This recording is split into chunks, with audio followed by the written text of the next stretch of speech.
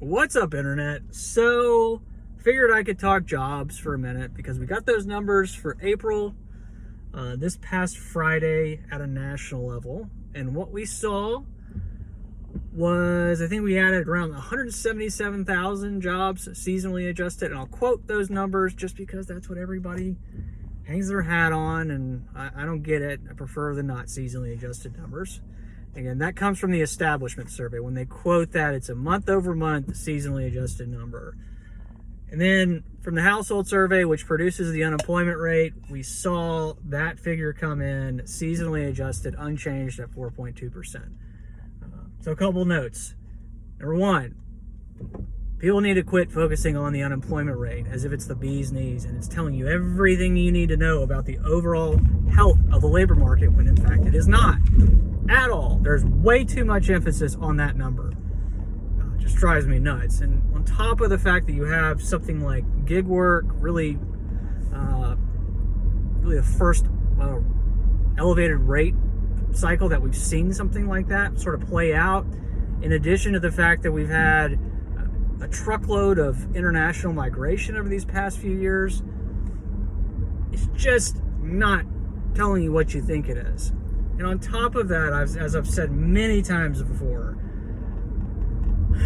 not only is job growth slowing, but it is very lopsided. And that in and of itself is a textbook recessionary signal. And we're just seeing those numbers, these monthly estimates, consistently getting revised down after the fact. So they come out with a preliminary number and then it later gets revised. It's really just kind of annoying that just keeps on happening. But even on top of that, I mean, something like the birth-death model, which that sits under the establishment survey, even the non-seasonally adjusted numbers, it's meant to basically just account for like non-sampling error.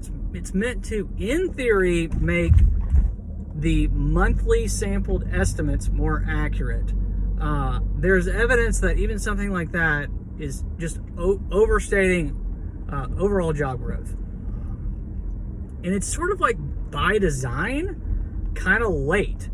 So we actually got the business employment dynamics numbers today, which if you want to think about something like the birth-death model, the birth and death of establishments, you'll find that information, the non-sampled data, which obviously the birth and death of establishments, there's associated employment with that. It showed that there were, for the quarter of Q3 2024, it's lagged, there was zero private sector job growth. So there's that. But anyway, in terms of like the actual quality of the job growth, it's bad. We know that. You are even seeing, though, and this is a fairly recent occurrence, that both healthcare and government jobs are slowing. Now, because I'm really referring to the establishment survey, they cut that information by industry. And what that means is that when they're surveying these employers or these establishments, however you want to think about it,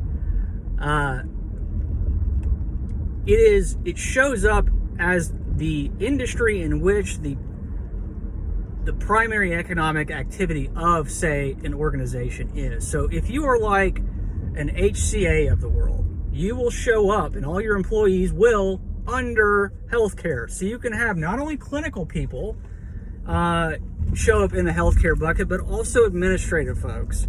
And there's such an enormous amount of just administrative fraud just in general, not only in healthcare, but all over the place. It's just kind of insane. So keep that in mind. Government jobs. What's interesting there is that, first off, government consists of state, local, federal. The bulk of that is actually at the local level. And we have seen really post-COVID very outsized growth in something like local administrative jobs, which are now, as of late, they have been really slowing. And I don't hear many people talk about that, which I think is kind of interesting. But the other thing I will talk about is the fact that residential building construction job growth is slowing quite quickly. And there was already evidence that that was going to happen, and that we've essentially kicked the can 2 years down the road, because residential building construction was actually negative in 2023, and that it's just been on life support for 2 years. And you can't just look at that bucket of overall residential residential construction employment, because the bulk of what is actually in that employment category is residential contractors, residential specialty trade contractors. So the two of those 4 categories have already been in outright decline for several months now. Foundation and finishing contractors, but we're also now seeing other specialty trade contractors be in outright decline, and now the building equipment contractors, residential building equipment contractors, are also really slowing. And it's because we just have too many homes, okay? You can't look at things in isolation. Look at even the various metrics of construction and those iterations across the household survey. You would have seen this coming.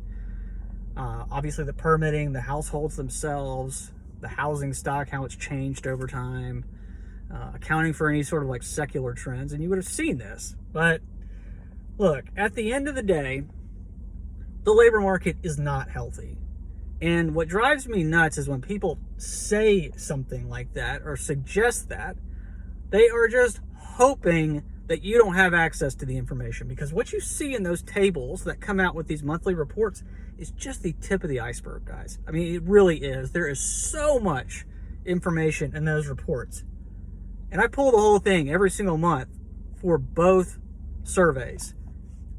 I guarantee you, if somebody just gave you access to all of that information, all of these economists showing these like 3-month or 1 year look back sort of charts and calling it a new trend would basically have to admit that they were lying their ass off. I mean, literally. That's how egregious this is these days. So, yeah. That's my 2 cents. Now I'm all fucking worked up. Damn it. I don't know, man. Look, guys, the reason I do this is because the grift is so bad these days, and it's everywhere. And it's kind of sad. But, yeah. Now you know. Hey, I mean, look, I'll even show these numbers. If you have questions about any of this information, I will literally show it. The whole thing. All right? Not one of these, like, 3-month or 1 year charts. That's people are wasting your time. That's just kind of where we are, though, right? Anyway. Okay, bye.